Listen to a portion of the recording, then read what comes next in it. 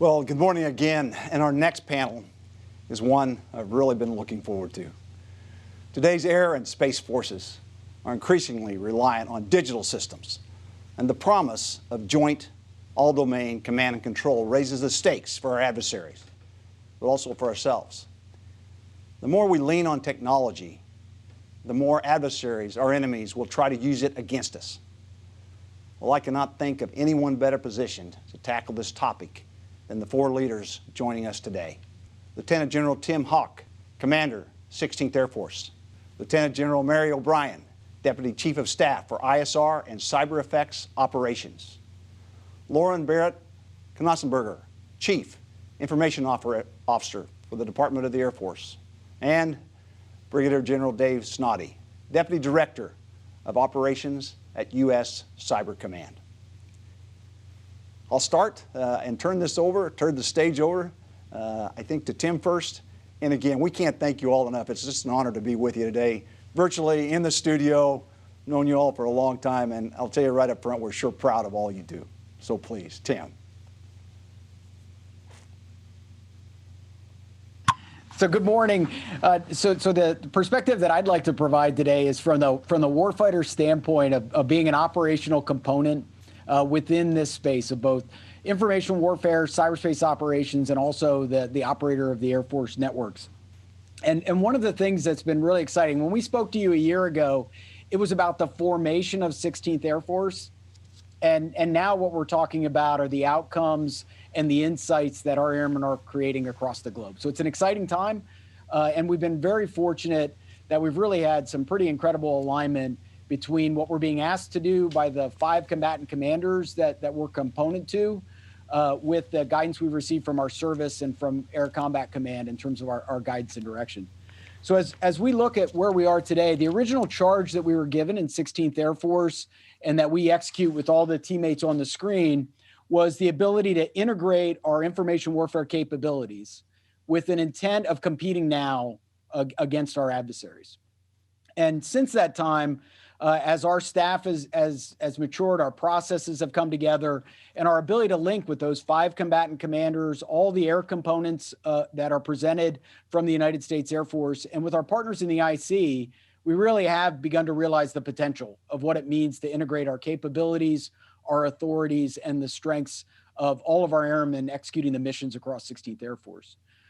As we go into that, I really think it's worth decomposing a little bit as to what General Brown has charged the Air Force with in an Action Order Charlie, which is his guidance on competition.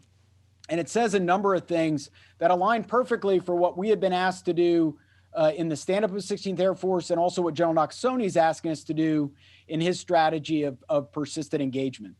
And some of the things that it charges the Air Force to do, we're really confident our airmen have already moved out on. One of those is that we have to understand our adversaries. And we've watched closely in what China has articulated as its strategy of 3 warfares, of how it's approached the information environment and public opinion warfare, psychological warfare, and legal warfare, and how they've also organized their forces in their strategic support force. We've also seen Russia in a very similar way in environments that we would describe as part of the competition phase, execute a hybrid warfare strategy, and also employ disinformation and offensive cyber in a way that is outside of international norms. So we are clearly working very closely with General O'Brien's team to articulate what that threat looks like to the entire Air Force, but also where our strengths lie in that discussion. Because the other charge from the Chief of Staff of the Air Force was that if we're going to deter and prevail in high-end conflict, a lot of that will depend on what we do in peacetime competition. And our airmen are engaged in the contact layer every day, whether it's the providing of indications and warning, generating outcomes in terms of cyberspace or information operations, or the elements that are operating every one of our Air Force networks. We are certainly engaged every day with our adversaries, but also enabling output for our service and for combatant commands. Areas for us that we think that we're now able to really demonstrate is how you get synergy from the various authorities that we've been given, whether that's in our intelligence roles and our cyberspace operations. We're seeing that come together in a demand signal from each of the combatant commands we're tied to. That's really starting to create synergy in terms of output. And look forward to talking about that today with all the teammates on the screen that are a part of those activities every day. Well, thanks, sir. Tim, shifting now to Lieutenant General Brian Mary. You've been, along with Tim, the 1-2 punch on taking what our Department of the Air Force has to do to counter the threats. And you operate at a level sometimes of technology and complexity that includes words like connectivity, that this audience for sure, and certainly your industry partners, could use some more explanation. Again, Mary, thanks for what you're doing. As Tim is in San Antonio, you're in the tougher fight in many ways here in the DCAOR. So thank you, and we really appreciate your time and your leadership. Great. Thanks, Orville. Thanks to AFA and the sponsors that are making this possible. This is a really important topic. The ability to compete is critical to all of the Air Force core mission areas. They all depend on information and connectivity and more all the time. That connectivity is going to require robust agile comms and really good joint electromagnetic spectrum operations, or GEMSO knowledge across the RF spectrum. We already know that this is critical in combat, and as General Haugh was saying, it's more and more important in competition, where our airmen are engaged, all of our joint warfighters are engaged every day. So that connectivity and information warfare, as our capabilities converge, we've got to do that faster. Our adversaries' capabilities are also converging. Right now, the Air Force looks at information warfare through the lens of 4 pillars. So ISR, cyber, information operations, and MSO. In A26 right now, our portfolio has 3 of those functional areas. But in order to be successful, we've got to have those key linkages across the staff with A3, A5, CN. We've got to have those resilient, responsive network architectures that will allow the joint force to talk, our allies and our partners. And we need to defend those networks with airmen that have those capabilities. And you mentioned connectivity. If we talk about connectivity in general and start to talk about what it means for competition in General Brown's Action Order C, I'm frequently hearing some comments and questions that lead me to believe it's probably time to dispel some myths. And some assumptions that might not be valid and useful for us going forward. Myth number 1, our adversaries will always attempt to cut our connectivity to achieve their desired effects. This assumption will naturally drive us to a survivability and redundancy mindset, and that's important and necessary. But what if we didn't assume that based on what we're seeing in the information domain today? If our adversaries are not incentivized to disconnect us for their security, would that perhaps mean they want to maintain that connection in order to inject disinformation or misinformation and take advantage of opportunities that way? Would they want to inject counter machine learning or counter artificial intelligence where their capabilities could corrupt ours? Could they attack our data and our algorithm integrity? What capabilities would we require then if we turned that assumption and looked at it from a different perspective? Myth number 2, we are safe in a broad sense if we self-disconnect. This is also unlikely. Our adversaries may already have foothold and accesses in our networks. Again, that disinformation can expand well into the deepfake conversation. We'll also need to be aware of algorithmic biases and protect for that. We'll need to protect our training data, our DevSecOps sandboxes, and the supply chain. So if we look at SolarWinds, that's the latest example of the criticality of the cyber awareness and security.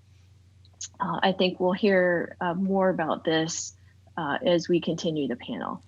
Myth number 3, we will process all the data and we'll understand all the data. The data landscape is already changing. We're going to need to come to terms and harness the power of publicly available information in OSINT. We're seeing that in some of the priorities from our new D&I Director Haynes. So we're going to need to access the data, trust its authenticity and accuracy. And then the last myth that I wanted to talk about, we're in this alone. That is absolutely false. We can't do it in a vacuum. We'll need buy-in and support from all of the key stakeholders, policymakers, Congress, the technology and industrial sectors, our research community, academia. How do we leverage our closest allies and to share the data and the algorithms and vice versa? So how do we accelerate those opportunities for collaboration? And so, as you mentioned, the importance of connectivity only grows. And how are we going to understand the risks and assumptions as we use, process, and trust the data, not just for the highly contested conflict, but in our daily competition? And so I'm also really looking forward to the insights from my teammates that are on the panel today. Well, thanks so much, Mary. Great opportunity today to shift to Lauren Knausenberger. Lauren, as our Air Force Chief Information Officer, what a job. At a time in the history of our Air Force where your job, I would offer, has never been so important. We have to operate every day in a cyber fight, really, to stay connected, to do things like this. And then you're looking at, as you fight every day, how do you support and bring in the level of communications that are absolutely foundational programs like ABMS. So we could listen to you all day, but please, this is a big audience today. Would like to hear your perspective. So we appreciate it very much. Absolutely. So first, hello to the audience out there. I'm struck as I'm listening to my colleagues that AFA last year in Orlando was the last big conference that I was at in person. It was just at the beginning of this pandemic, and we weren't 100% sure what was going on yet. You know, we could see the rumblings, but we were there together in person, and boy, has the world changed since then. You know, and General Haugh, remember last year when we had 7,000 VPN connections for 750,000 people? You know, we have come such a long way in connecting our force. The fact that we're on Zoom today, you know, Zoom wasn't allowed on the network a year ago. You know, it's just wild. And of course, you know, we have airmen that are collaborating with 21st century tools and using things like Teams and Mattermost. You know, it's just a completely connected world. And, you know, it's really interesting too, how the pandemic has also, it's shown a pretty big light on, you know, where we are connecting well and where we are not. You know, we're really in the commercial world, we are, and in the military world as well, we're moving to this world of ubiquitous connectivity, you know, where you have fiber, you have Starlink, you have 5G. And as we have jumped in, you know, to get ready for the ABMS world, really we're seeing where we're not doing a great job with a lot of those things. You know, a lot of our Air Force bases, you know, they don't yet have the cell connectivity that they need. You know, we're working on that now. You know, we're just starting to link via Starlink. You know, our initial investment at the beginning of COVID, our initial user experience numbers were saying, hey, people are getting better connectivity at home, actually, than they are in some of our bases. And so what's really exciting is that as we collect more data on this and as we collaborate more across this incredible team that we have on the panel today, we're able to see exactly where we are missing out on connectivity, exactly what's going on our network, and exactly what we need to do to empower our warfighters. And, you know, this is a panel about, you know, connectivity and competition, but, you know, it's really a panel about information and making sure that we have the information that we need to fight the fight and that we can trust that information. Because information is power. And General O'Brien's known that for a long time. You know, the intelligence community has known that for a very long time. The marketing community has known that for a very long time.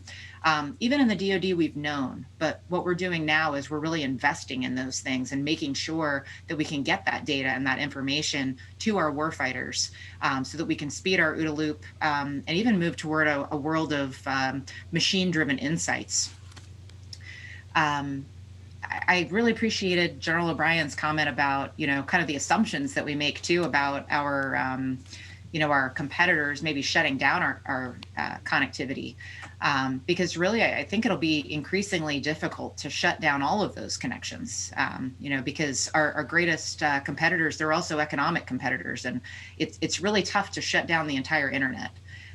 So a lot of the things that we're doing right now is we're getting ready for a world where we can operate anywhere. We're showing it right now with COVID, but we've also shown it in our air operations centers. We can shut down an air operations center in an area of the world pretty quickly, and we can run it back to one location in the U.S., or we can run it back to many locations in the U.S.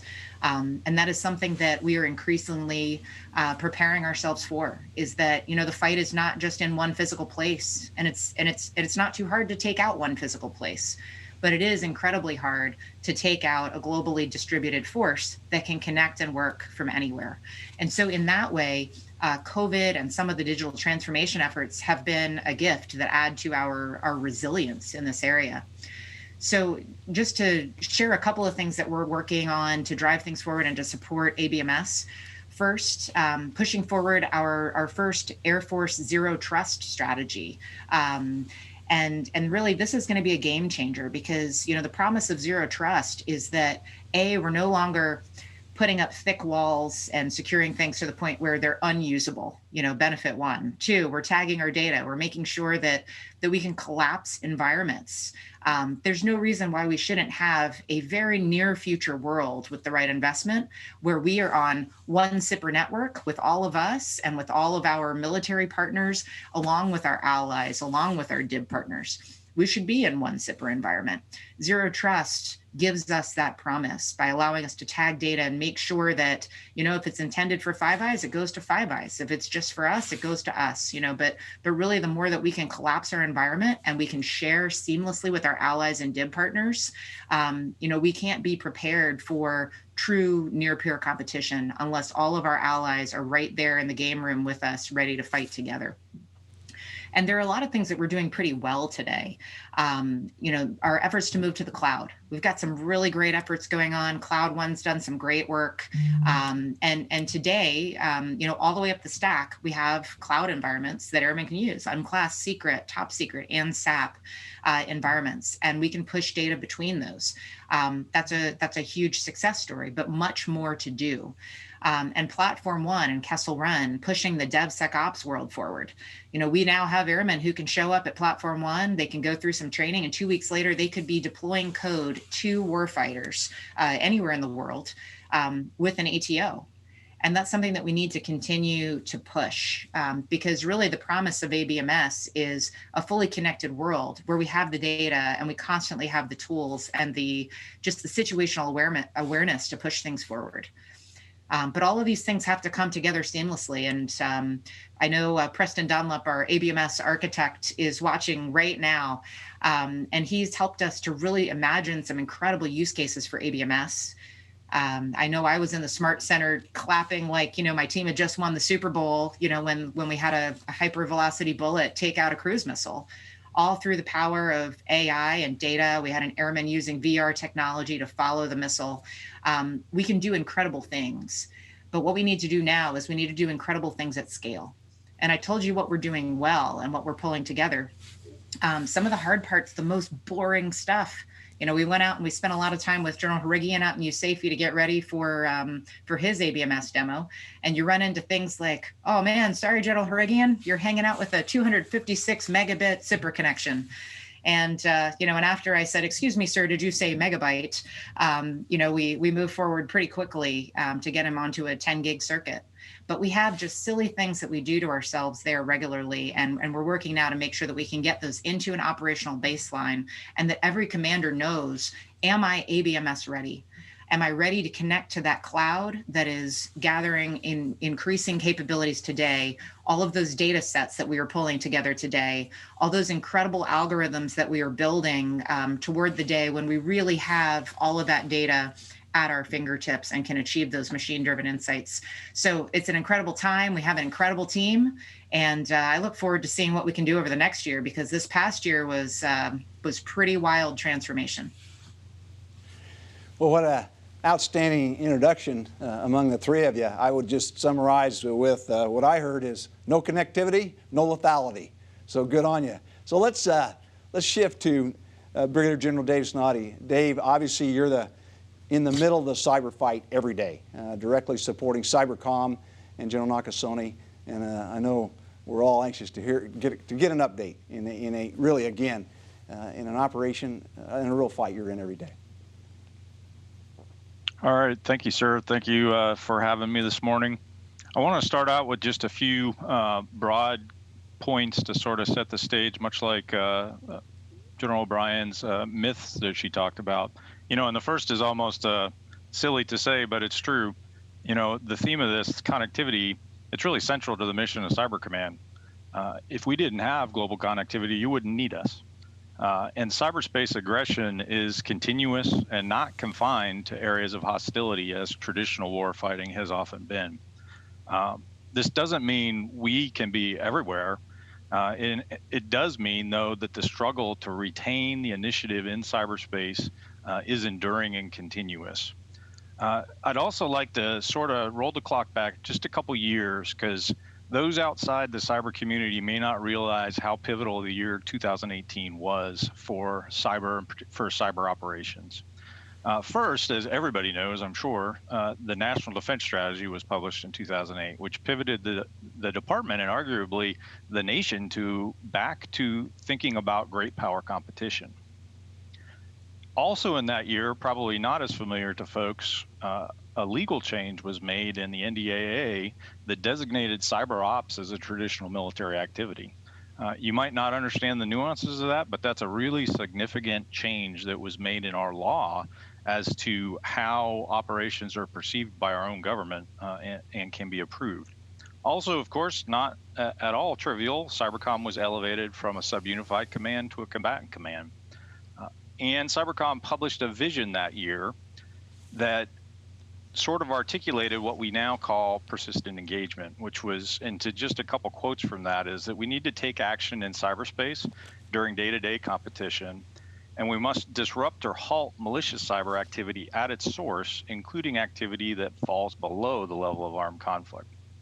And last but certainly not least, that year also marked a new national policy framework that was established within the government for approving cyberspace operations, which really changed the nature of what we were able to do as a command for the nation.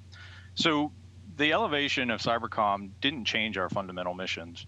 They remain basically three key missions: to defend the nation from significant cyberspace attacks, to secure, operate, and defend the DoD's information networks, and to support other combatant commands.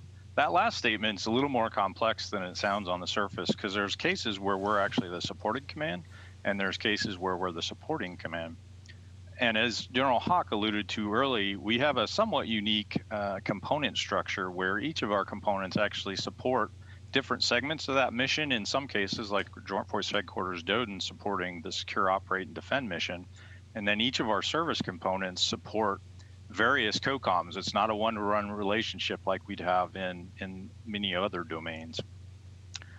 On the issue of great power competition, clearly cyberspace is a key arena for that competition short of war, because it offers new means of influence and exploitation that adversaries can use against us.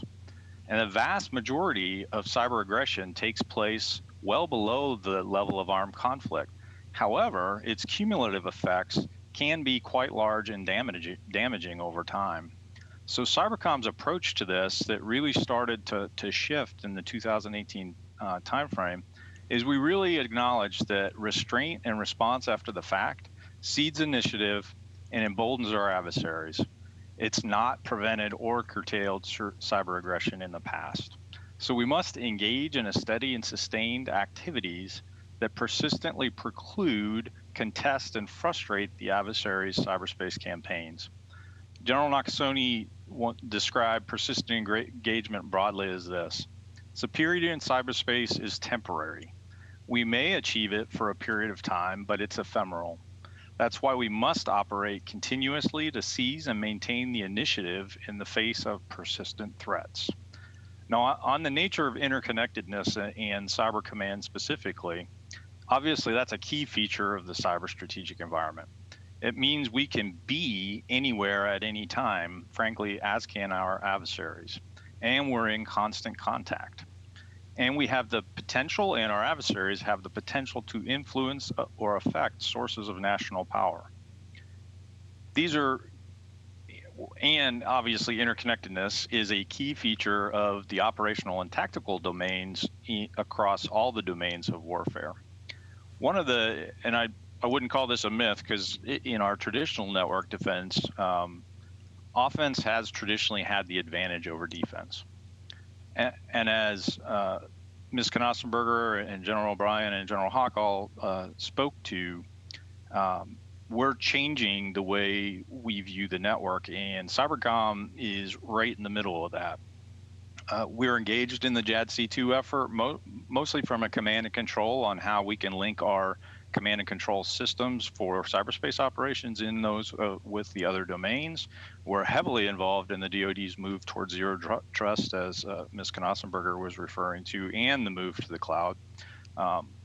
We're deep in conversations with the Air Force on the enterprise IT as a service, and of course, as Cyber Command, while we're clear advocates of evolving the network architecture, we're always faced with the need to balance the risk to the environment as we move forward with improving the connectivity to all of our warfighters.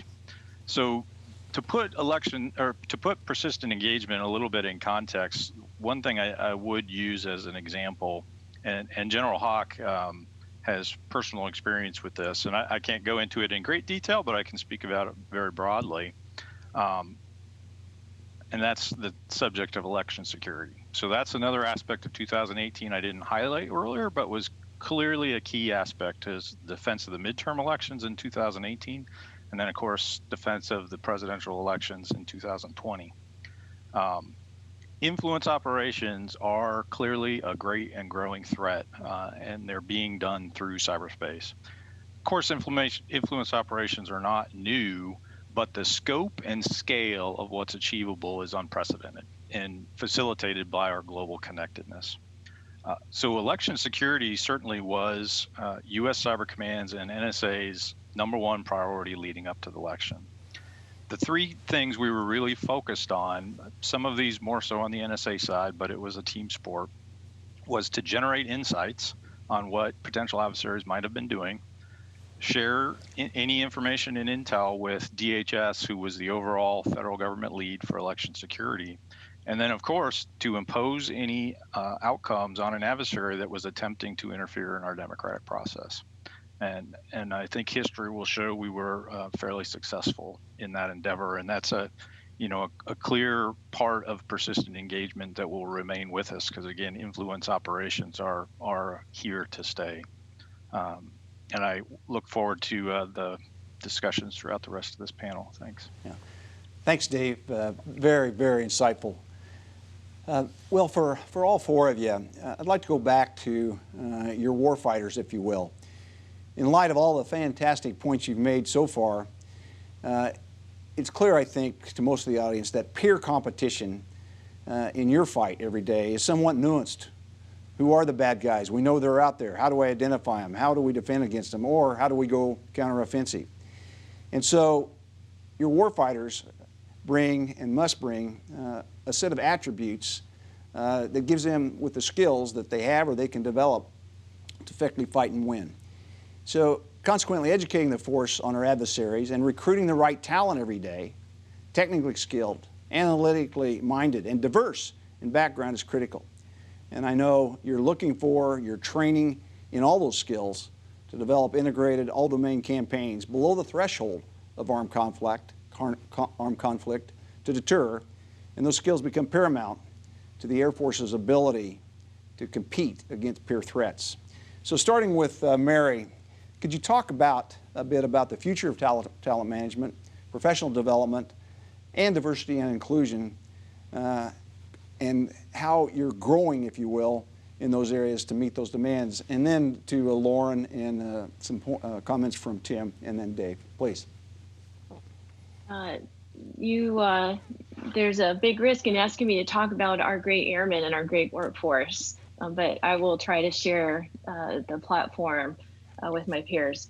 We have a great workforce. They are so innovative. We talk about training and recruiting the right force for the digital age. I think we're already doing that, right? We're already recruiting the spectacular airmen that we need, but we have an obligation to give them the tools and the training that they need to keep up with technology and stay ahead of our adversaries. One of the ways we're showing them how much we value this, digital literacy is one of the newest enduring foundational competencies that the Air Force has rolled out to show how much we value that digital literacy. And General Brown said something interesting when he talked to some of our 06s not too long ago, and he said, you need to protect the Mavericks. And how do we do that? First, you have to identify the Mavericks. And so I'd like to highlight the winter edition of the Air and Space Power Journal. It was a special edition focused solely on information warfare. And you'll find some of our Mavericks in there. You'll find feature articles from leaders like Captain Anthony Easton and First Lieutenant Patrick Frank, who discussed how we can restructure our information warfare efforts to shape the future narratives. You know, maybe you have the wrong people on this panel, right? Maybe it's not the lieutenant generals. Maybe you want the lieutenants. Also, another Maverick, Captain Jason Warren, he's challenging some of the faulty assumptions we make when we think of war. Captains Keegan Newton and John Runge, along with Colonel Nate Houston, highlighted barriers to integrate and synchronize information warfare capabilities.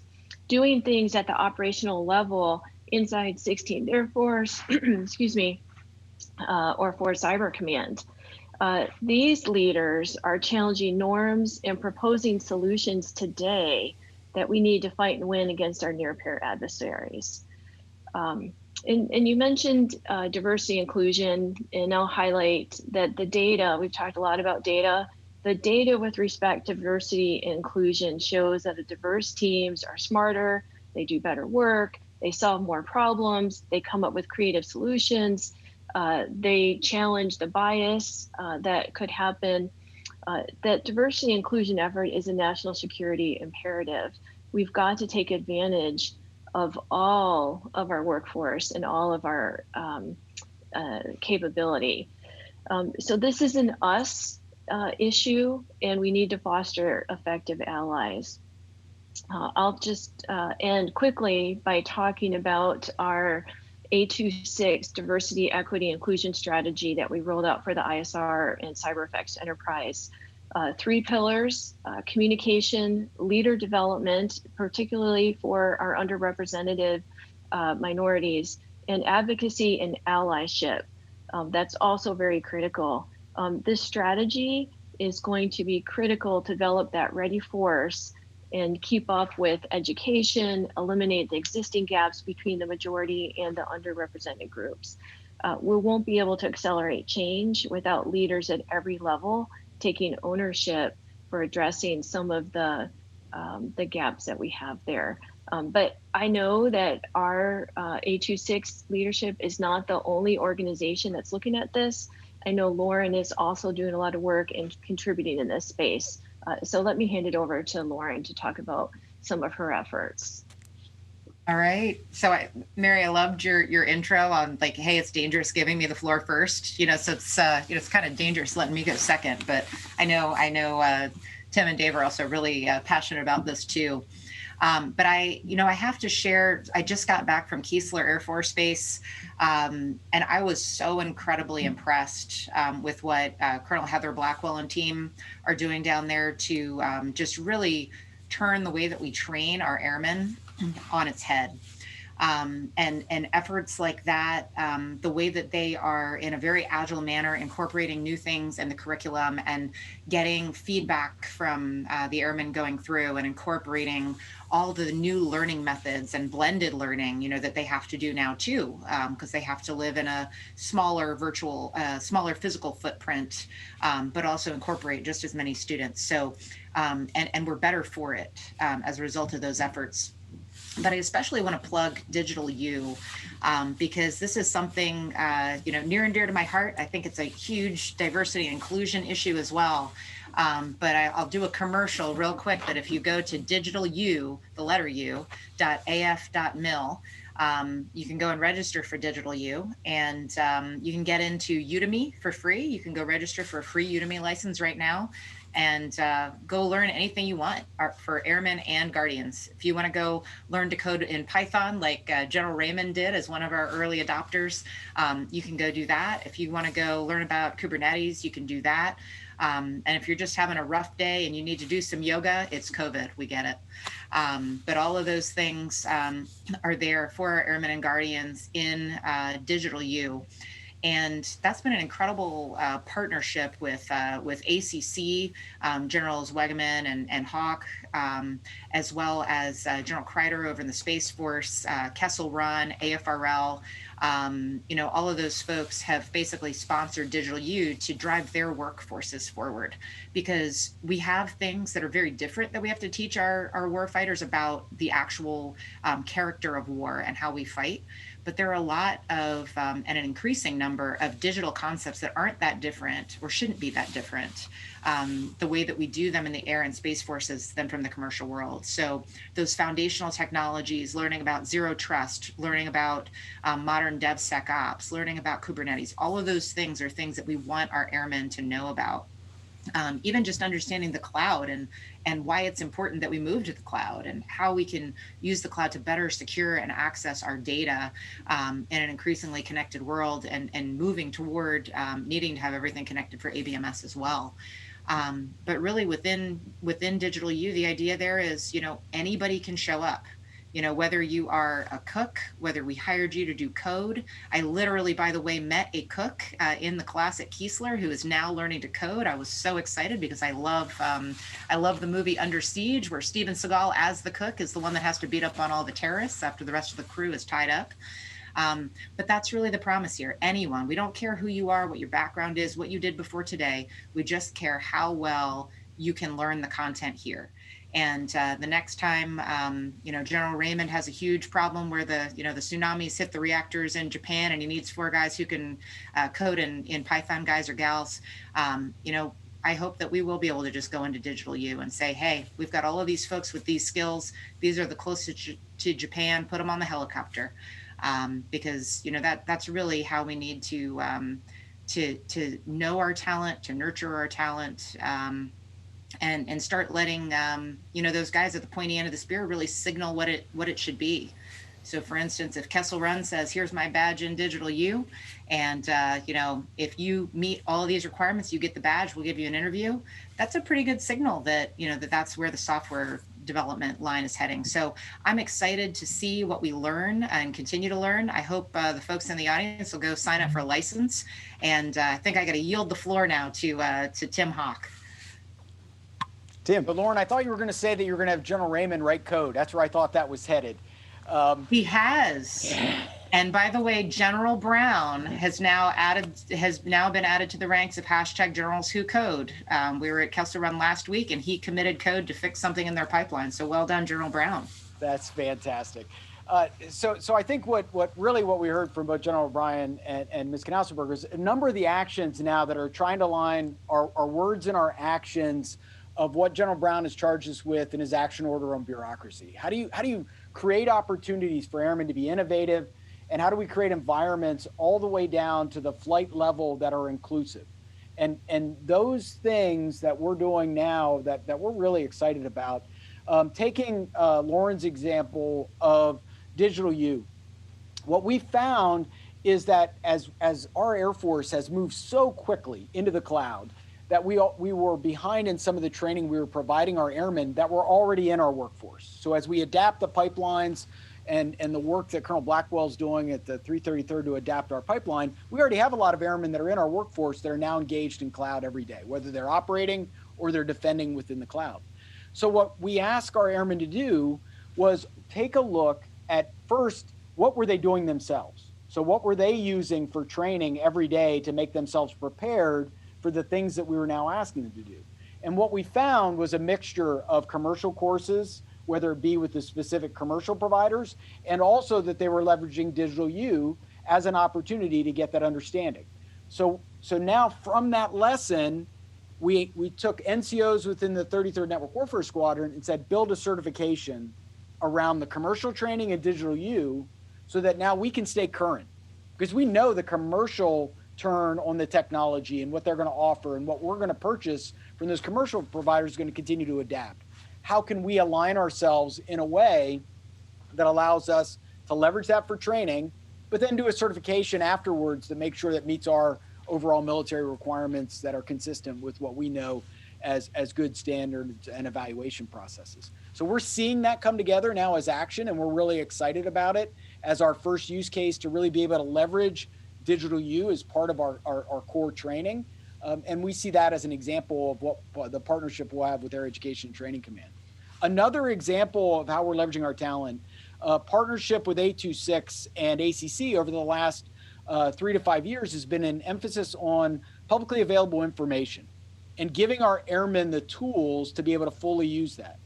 Now what we're seeing with the emphasis on information warfare is an ability to also get after things that General Brown has asked, which is how do we use our strengths as part of competition? And one of those core strengths within our society is our ability to leverage truth and ideas. And being able to now reach into the information environment and identify activity where our adversaries are doing things they're trying to conceal or inconsistent with international norms in ways that we're able to talk about that. We're seeing really good examples of where that class of product is enabling combatant commanders to contest things in the information environment. Example was General Raymond when he disclosed, when he was the U.S. Space Command commander, some of the Russian activity in space that we hadn't talked about in the past. And it put them on now having to respond. Or it was when we saw AFRICOM release the activities of Russia moving fighters into Libya in a manner that was inconsistent with their public dialogue. Those types of things. Now we're using our airmen's talents with the tools that we've been given in new and novel ways that allow us to compete. And we're really excited about the work that's going on from a big Air Force level to now how we're using the technology that's available to us to unleash the talents of our airmen. And I think Dave's going to have some additional examples from the Cyber Command. If I might interrupt, Dave, I apologize. We're running short on time, and given that we all know flexibility is the key to aerospace power, what we'd like to do is offer General O'Brien the chance to wrap up here a bit and talk about a couple points on how industry can best support all of you, Mary. So if you could wrap up. And Dave, we could listen to you all day, and thanks for everything all of you do, soldiers, sailors, airmen, Marines at Cybercom, and our best at General Nakasone. And let me share that opportunity to talk about industry, because I know Lauren also has close relationships with our industry partners, and Tim does as well. But what I would ask of industry is continue to deliver the game-changing technology, innovation, and insights that are going to allow our information warfare airmen to be the competition force. We need to challenge our adversaries, and our partnership is going to give us a way to do that. I'll need your support in an age of what I'm calling data abundance. For most of my career, it has been an age of data scarcity, and we have all these prioritization frameworks on how we were going to go after the information we needed. That is being turned on its head. General Haugh mentioned publicly available information. That's just one aspect of the data abundance and how that's going to change the culture of how we do our work. So we'll need capabilities to streamline the speed and accuracy of repetitive tasks, and we'll need to let airmen use their higher cognitive skill sets to get after these problems. So human-machine teaming, advanced artificial intelligence, machine learning, big data analytics, and automated visualization and presentation that will aid decision making. But let me offer Lauren or Tim an opportunity to talk about their needs from industry as well. Well, unfortunately, we're running out of time. I apologize. Sorry. We could talk to all of you all day, but I would just thank you all for your leadership. Good heavens, and all those terrific airmen, and I'm sure there are guardians out there that are right in the middle of the fight with you, so thank you. But as we close, I'd like to just say thank you to Dottie France. Well, for the audience, who is Dottie France? We define airmen as officer, enlisted, and civilian. Dottie, who has really worked for Tim and Mary and I, and really we've worked for her, has served on Security Hill in San Antonio for more than 50 years. She's an exemplary leader, a civilian, Air Force civilian, and an airman certainly for life. So I just wanted to close out. Thanks to Dottie for all you do, and thanks to all of you for your leadership and your friendship. And AFA is always on your wing. Thanks a lot.